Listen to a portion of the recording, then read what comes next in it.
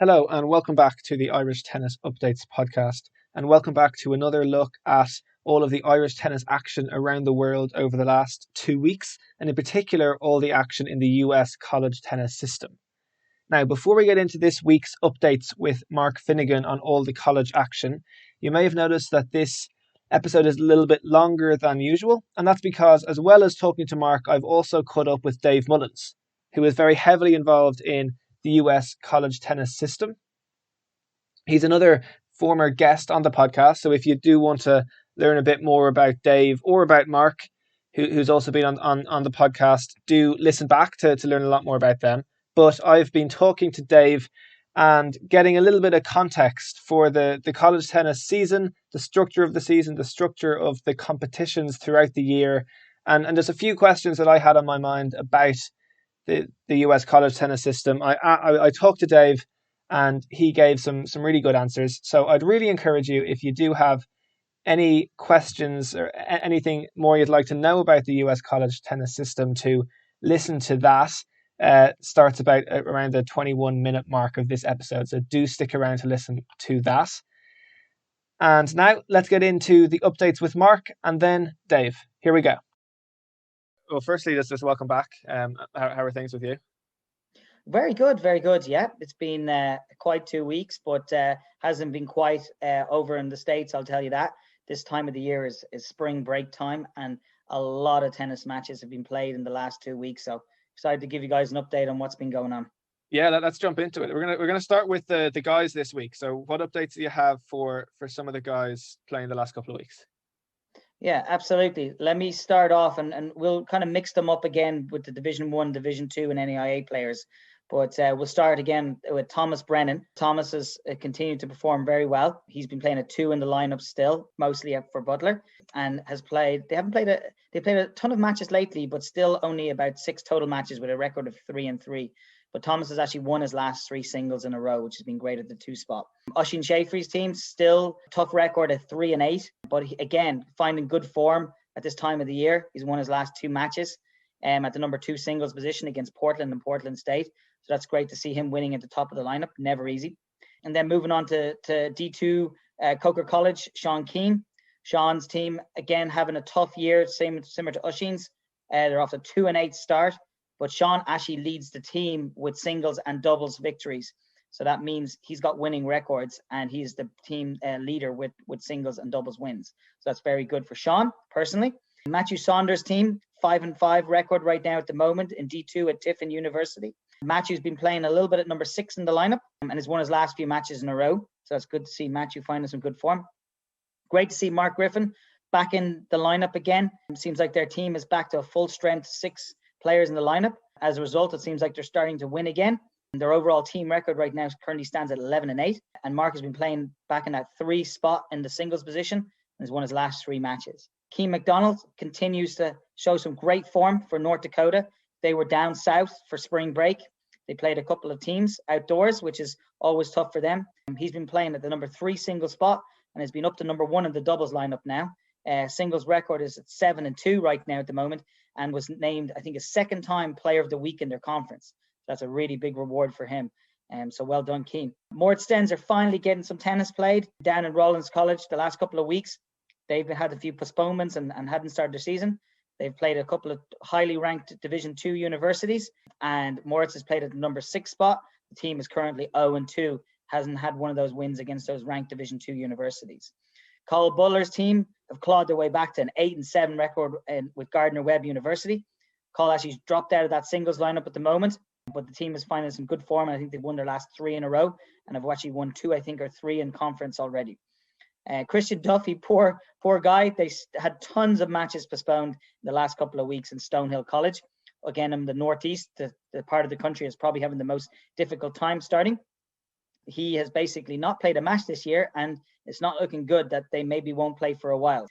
Down south there in Division 2, Dovey at Limestone College.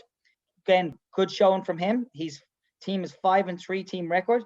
He actually played Carl Butler's Gardner-Webb, and Dovey had a great win against Gardner-Webb at the number 2 position.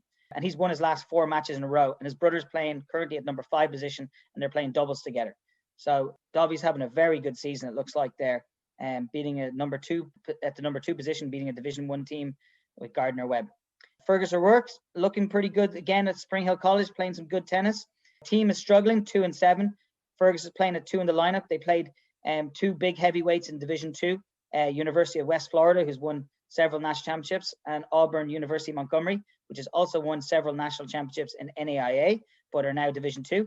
Fergus has been very competitive, losing a 10-point tiebreaker to West Florida and a tough 2-set match against AUM. So it's good to see him. He's playing number 2 in the lineup. Morgan Lowen, still haven't seen him in the lineup for Iowa. Iowa's team record is 4-7, playing an extremely tough schedule. So hopefully at some stage, Morgan might get to play a couple of matches in Iowa's last year. Don't know what's going on with Philip Lynch. Sacred Heart are having a tough year. They're 0-6 right now. Philip was playing number 2, but don't see him at number 1 in the doubles lineup, but have not seen him at all in there lately. They actually played Jonathan Garcia's team, which is Merrimack University, and Merrimack were actually to win that match 4-3 in a really tight one, but I still haven't seen Philip, so hopefully everything's okay with Philip. Neil O'Connor continues to enjoy being at his new university, Coastal Carolina. Their record right now at the moment is 4-2. Neil, in his last match, played a number 5 singles in their win against College of Charleston and played 3 doubles. Charlie Barry still hasn't seen action for Tulane in a while, but Tulane have been having a monster season.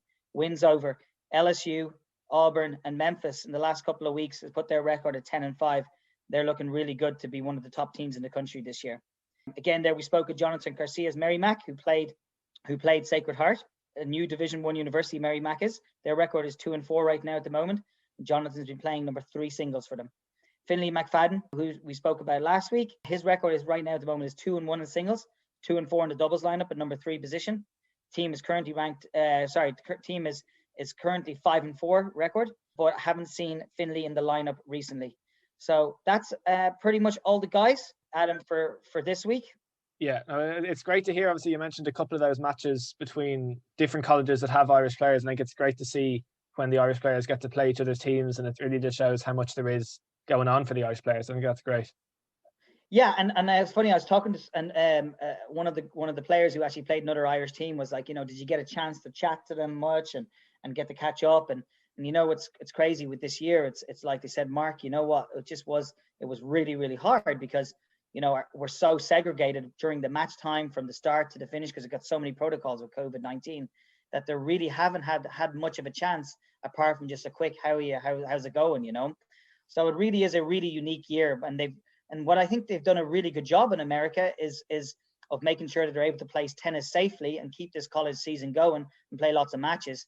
And so it'd be nice to see us take that approach here on April 4th or April 5th with our government, making sure that they get us back playing some sport in a safe way because, the rest of the world is playing tennis. I actually shared something there about on Tennis Europe's website showing that 41 or 42 out of the 50 countries in Europe right now are playing some form of tennis inside or outside, mostly outside. So fingers crossed for that, Adam. Yes, fingers crossed. And then also just on what you were saying, it's great for Keane McDonald to be having, he's only first year, and for him to be having such a great year is brilliant to see as well. Oh, he just seems like he's thriving. He's going from strength to strength. He's moving up at the lineup, and when he moves up in the lineup, he's still managing to win. Going outdoors to play outside during spring break for them is a really big deal because mostly they're indoors in the more faster courts. So it was still great to see he beat a good Southern Miss number 3 player. So that was good to see him continuing that good form. And then moving up to number 1 doubles lineup has been great for him too as well. So I think the coaches do a great job there at University of North Dakota. I'm really excited actually for Dylan Lehman's going to be joining him there in January 2022. And Dylan's a fierce competitor too as well. So that'll be great for him. Brilliant.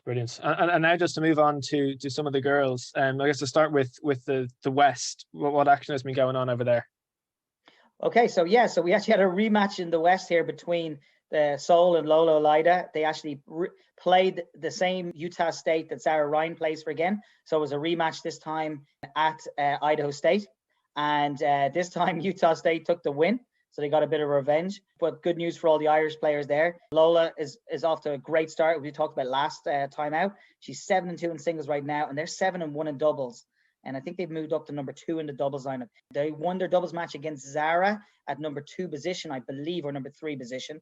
But Zara won her singles at number 2 position And then Lola won her singles, but Sol did not win her singles against Utah State. So Utah State have been doing pretty good. Their record is, well, Zara's record is 7-3 at number 2 singles, which is a really, really good record. So it's great to see her doing so well.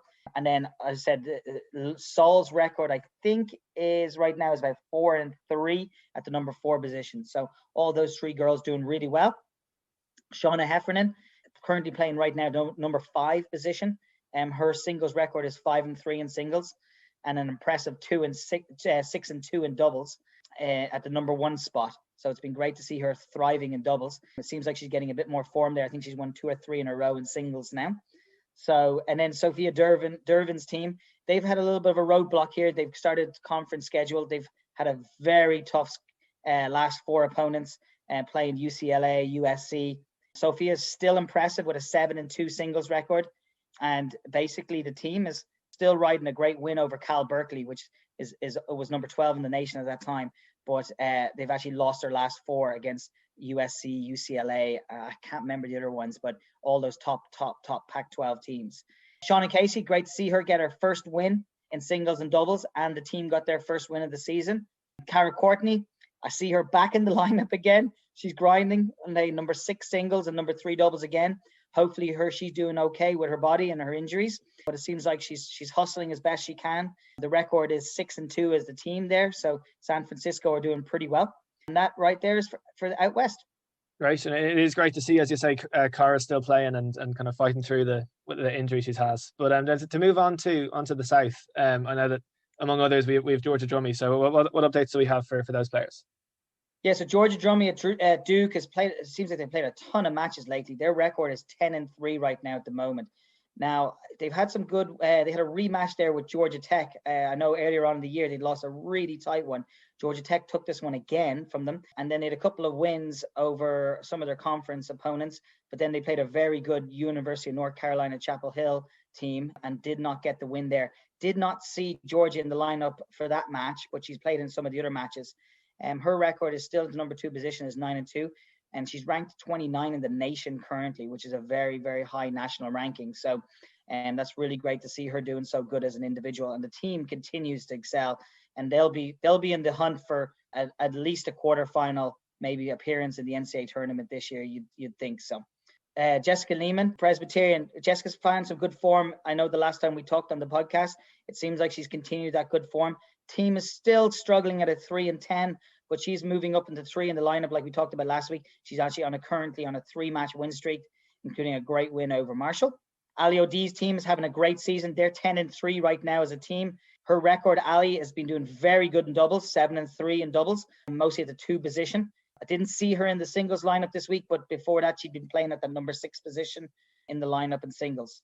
Anna Botel's team is having an incredible year too as well. They're rivaling Julie Burns' team for a phenomenal year. They're undefeated at home, I think, at 8 or 9-0, and they're an impressive 10-2 overall team record. And her and she's undefeated in her last 6 matches, and she's now actually playing in the number 3 position. So she's playing some really good tennis at the moment. So well done, Anna. So so Adam, I can move on to the Northeast and the Midwest. Yeah, go for it. Okay, so and then we got Emily Donovan. Great to see again 1 or 2 more matches played. Again, that Northeast region just seems to be just playing far less tennis than the rest of America. Team is 0-3. Lost her team last match against St. John's in New York City. Emily's been playing at 5 singles and 3 doubles. Ellie Murphy's team in the Midwest, Iowa State, having an historic season, coming off huge wins over Texas Tech and TCU, teams that they traditionally would never have beaten in the past, but had big wins 4-3. Now, I know Texas Tech and TCU, they'd be missing a few players that have chosen to sit out the year, so that does play a little bit of influence, but still taking nothing away from a great year for Iowa State. Ellie still had played a little bit in the 3 doubles lineup and had featured sometimes in the singles lineup, but has not found herself in the lineup lately. Kira O'Toole is again thriving at her new university, Sacred Heart, in the Northeast. They're one of the Northeast teams that actually have played a decent amount of tennis. Their team record is 4-3. Kira seems to have done very good, playing number 1 in singles and number 1 doubles. And her singles record is currently 3-3, which is very good at the top spot. Julie Burns' team, again, huge year they're having, 14-2 right now at the moment as a team. They're on a 4-match win streak in their conference, which is very hard to do. in the Big Ten. Julie is currently ranked number 57, I believe, in the country. So that's our second ranked Division 1 girl, which is great to see, and almost inside the top 50.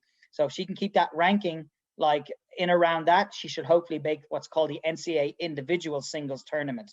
And the Ncaa singles individual tournament is something that you can make as an individual as well as making the team competition, and it occurs after the team competition at the end of the year. So fingers crossed that she gets to finish off her career at Northwestern playing in the Ncaa tournament. Right. Jenny Timonen for Michigan State. Have not seen her featured again. She slipped into the lineup there 2 weeks ago, but does seem to be back out of the lineup. Team is 4-8, but have had a couple of really tough matches. Michigan State plays in the same conference as Julie and have had a couple of really tight wins and a couple of tight losses.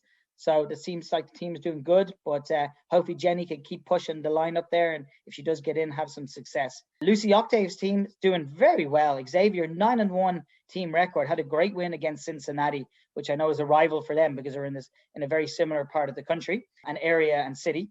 So Lucy still has not been in the lineup that much. I know her record was 0-3 before this week, but have not seen her play in the singles lineup lately. Laura Fitzgerald at Illinois State. Team has had a pretty good solid year, 11-7. They're just finishing off, coming back from spring break. They actually had a nice win over there, St. Louis, on the way back. And so it seems like Laura has played some and has been out of the lineup for some. I don't think it's because she's not been in the lineup, but there's maybe been something going on behind the scenes, maybe with some injuries or something like that. So that's it for the Division 1 girls. Let's go on to the Division 2 in the NEI. Great to see. That's another player of the week for the second time, Annie Mcculloch. That's her second time this year that she's had player of the week. But she also experienced, after that, was her first loss of the year. She lost to her first match of the year and to the Queen's University, which is a very competitive Division 2 university in Charlotte, very good academic university. So they actually lost her, Annie lost her singles and doubles against them, but Caitlin was able to win her singles at number 3 position. Emer Mar's team doing fantastic this year. 5-0 record right now at the moment. They're just coming off a really close match with Lise McRae. Lise McRae, Emer played number 2 and had a huge win, 7-6 in the third in the match. 7-6 in the third set to not win the fourth point, to win the match for the team, but that was a huge part of equaling up the match at 3-all for one of her teammates to take the victory 4-3. Right. Emily Conley continues to do really well at Indiana Wesleyan, which is an NEI university that are top 10 in the country. She's actually been consistently now in the lineup, playing at that 4, 5, and 6 spot. Her singles record is 4-2 and 4-1 in doubles. The team is overall 22-3 in their record, so they've played a ton of matches. One of the huge advantages about NAIA is they don't fall under the same rules as Division 1. They have a much more looser rules on how many matches they can play. So if you notice, like people like Mark Griffin's school and Emily Connolly school, which are NAIA schools, they're playing tons and tons of tennis. So great to see her in the lineup, making a huge impact and winning a lot of tennis matches. Great stuff. And I guess a final note is those coaches that we have. What action has been going on over there? So yeah, Garrett Glavin at Miami. Team is ranked 50 currently at the moment. They're just coming off a huge win against South Florida. South Florida, I believe, are ranked in the low 30s. So that should bump their ranking up. It seems like Miami have had a very up and down season. They've had a couple of losses that you wouldn't have expected them to have, and then had some huge wins that you wouldn't have expected them to have. So hopefully they can find some good form and they'll find themselves in the NCAA tournament if they can kind of break maybe into the low 40s. Peter Wright's team at Cal Berkeley still have not played any tennis. Not sure what's going on there. Maybe they've chosen a long break or they've decided to postpone things a little bit longer. But have not seen a lot of tennis matches. And then Peter Fleming from Montana, that's the volunteer coach there with Oisin Shafrey. Team is obviously, we talked about Oisin struggling with a 3-8 record. They're just coming off tough losses to Portland and Portland State, but it was great to see Oisin actually have individual victories in those matches. Great stuff. Now, I will be keeping an eye out for that for Cal Berkeley, hopefully, if they get some action going. And just then a couple of final updates on some of the pro action. Firstly, Simon Carr has... since our last episode, he's played the last 2 weeks in Tunisia with a singles quarterfinal and a doubles semi-final in there. And as we speak now, he's actually on course in doubles in India, where this week he's playing singles and doubles. So best of luck to Simon for this week's action. Other action in qualifying action, all in Tunisia for Dan O'Neill, Keane Maguire, Dorian Koss and Amar Alamin have all been playing in Tunisia and got into draws there, which is great to see. And similarly for Preston Connor in Egypt, has been playing a good bit of tennis over the last few weeks and couple of months. And finally for Celine Simoniou and Anna Cheriko have been playing J1 or grade 1 ITF junior events, which is the top grade of ITF junior events, and they've both been playing in those draws last week and getting some good experience. So good to see for those girls and everyone there playing some pro action. It's good to see action still going on. So that's about it for those updates. Anything else you'd like to add, Mark? No, just great to see, people taking that step to go and travel internationally right now. I said it's brave and it's to be admired because there's just so little going on here. So great to see. Well done to those people traveling. Absolutely. And I guess that's about us for this time, Mark. So a big thanks and see you again in a couple of weeks. Thanks, Adam. And now here is Dave Mullins with a bit of explanation and context on the US college tennis system. All right, Dave, I appreciate you coming on just to explain a few things to me. And I just want to start by asking, I'm getting a bit of some context for all this college tennis results. So just, I guess, explain firstly a little bit of how the season structure goes. What happens at different points in the school year for college tennis? Mm-hmm. Well, if you start at the beginning of the academic year, which is typically the end of August, so you have the teams come back or new players coming in, whatever it is, they're probably starting classes the last week of August. They're in what's called 8-hour weeks where they're able to just do one-on-one sessions with their coaches, and they're able to be doing some conditioning, getting their body prepared for what's to come. So a lot of teams will be maybe in those 8-hour weeks, meaning they can only do 8 hours with their coaches and strength and conditioning coaches. They can do whatever they want the rest of the time with their teammates or on their own, but they can't have that coach supervision. And so that will usually go about 3 or 4 weeks, and then they'll start the autumn season, what we call the fall season here in America, around the end of September. So college events will start happening maybe around September 20th or so. And the individual season will run from, say, September 20th to maybe November 15th. So it's a pretty short season, but teams are usually trying to pack in maybe 3, 4, 5 tournaments, and they're all individual tournaments for the most part. You don't have the traditional University X playing University Y in a dual match. It's just you and me playing in a draw, and usually guaranteed matches. So even if you lose, there's a compass draw, so you're probably playing 4 or 5 matches and doubles matches throughout the weekend. And the way we have it structured, depending on the division, so we have regional tournaments, so the teams from every region get to compete against one another, and then the winners of those events, the Division 1 level, go on to the ITA Fall National Championships in November, and we crown kind of the individual fall champion. And we also have the ITA Small Colleges, where the other divisions, again, if they win their region, they go into a draw and play against the best players in their division. So it's really an opportunity for players to work on their individual ranking, work on developing their game, work on getting used to the college life in general if they're new to it. So that's the fall. Most of them will get about a month off for their Christmas break, come back in January, and then they start the dual match season, which is really probably the product most people are familiar with. And you have 3 doubles and then 6 singles, and very exciting, a lot of energy. And that's really what the coaches are held account to, is their results in that season. And so typically they're playing anywhere from 18 to maybe 27 matches, depending on the school and how they get on that year. You have 25 dates that a coach can use between their fall season and their spring season, their dual match season. And the end of the season is usually the last week of April, where you culminate in your conference championship. And that's a big deal at Division 1, again, which most people are familiar with. There's 30 conferences on the men's side, 31 on the women's side, anywhere from 6 to 16 teams in each conference. So coaches are really trying to do the best they can, win their conference. That's a big deal. If they win their conference, they get automatic qualification into the NCAA tournament, which is in May. If you don't win your conference, you can get in as what they call an at-large bid. So usually if you're maybe top 40 to 42 in the national rankings, in the ITA rankings, you will get a spot in the NCAA tournament, which again, everybody's working towards, trying to, depending on the school's goals. Obviously the top programs are trying to win it. Other schools are just excited to be in the first round and get a crack against one of the top teams. Yeah. Okay. So this NCAA tournament that you talk about, this takes place at the end of the year, and is the rest of the season, is that kind of deciding who gets to play in this event and leading up to that, really? Exactly, it really is. I mean, there's also NCAA singles and doubles at Division 1, Division 3. So you've got players that have been working on their ranking in the fall and obviously getting credit for their wins and losses in the spring as well. But they're making their way towards the individual tournament, which happens after the team event in May in the same location.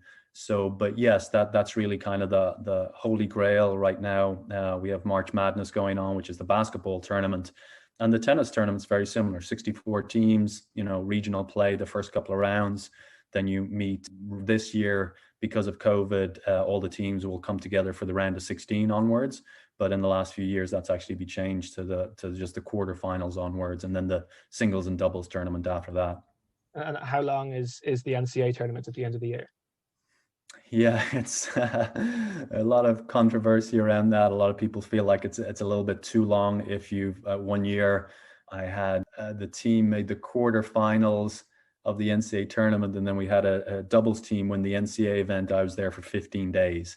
So it can be a long 2 weeks, especially when you're still in those schools that are on the quarter system that go through June. I mean, some of those athletes are missing 2 weeks of programming, which is a big deal. That's a lot of school to miss. So there's been some debate around, should we try and move the individual tournament to the end of the fall and just keep the spring all about the team event and the dual match, and have that run for 5 or 6 days at the most, maybe with a rain day built in. Yeah. Okay. And just a final kind of point I was wondering is I hear this word a lot, conference. So is that purely based on region, and that's deciding on who you're playing with within a conference, or how does that fit in?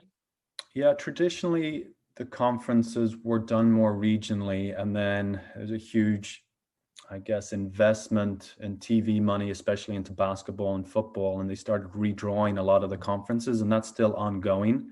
So if you're part of one of the, what they call the Power 5 conferences, the Big 10, the Big 12, the Pac-12, the SEC or the ACC, that's where all the football and basketball, not all of it, but a huge chunk of it goes to. And so a lot of programs are vying to try and be in one of those conferences. And if you take the Big 12 conference, which I coached in, geographically, a lot of it doesn't make a lot of sense. You've got University of Texas, that's in Austin, Texas. And then you've got West Virginia on the other side of the country. That's a long flight. That's an expensive flight. It makes sense for football, makes sense for basketball, but maybe it doesn't make sense for tennis or soccer or golf.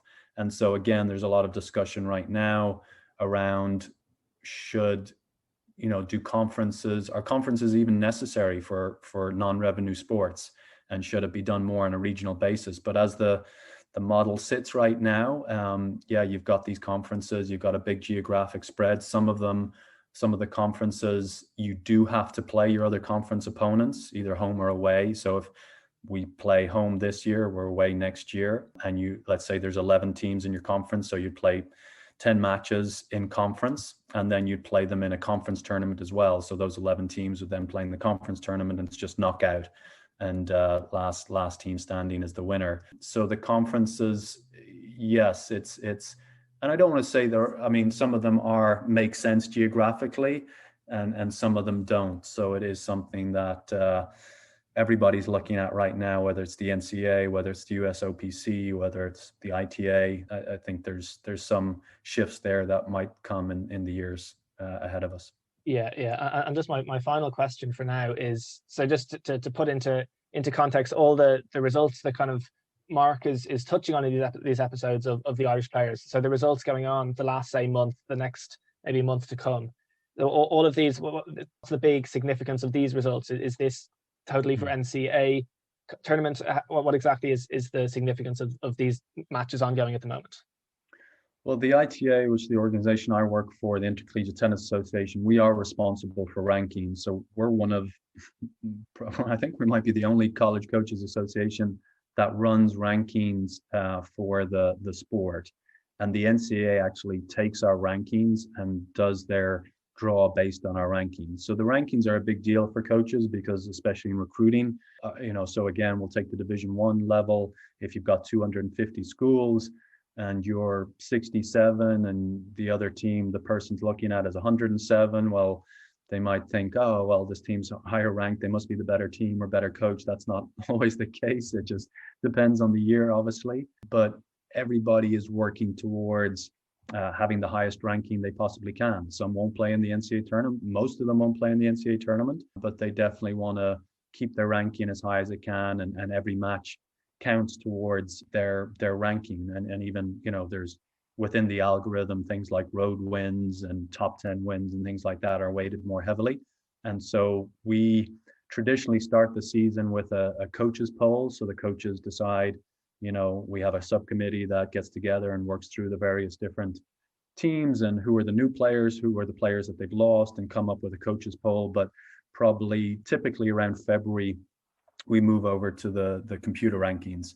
And with COVID this year, just not as many matches have been played, so we've been a little delayed on that. But actually tomorrow, the first computer rankings will come out. And usually by the end of the season, when they're getting ready to pick the NCAA draw, it's extremely accurate. And that algorithm has been refined over the last several years, continues to get better. But I think we're very happy, and our coaches are very happy with where it's at right now. Yeah. All right. A big thanks again, Dave. I do appreciate getting this bit of context and explanation. Thanks for hopping on, and hope all's well with you. And with that, a huge thanks to Mark and to Dave for their time for this episode. And thanks for listening. Please do share this around. I think it's really important. It's really great to give all these players the recognition that they do deserve for all the great stuff they're doing. So please do share this around if you did find it useful. Also, if you have any other questions about the US college tennis system, anything else that you're wondering that you'd like to know, please do reach out and let me know your questions, and I can talk to Dave again. We can get some more answers. If there's anything you're wondering, please do let me know. And with that, that's all for this episode. We will see you next time, and goodbye.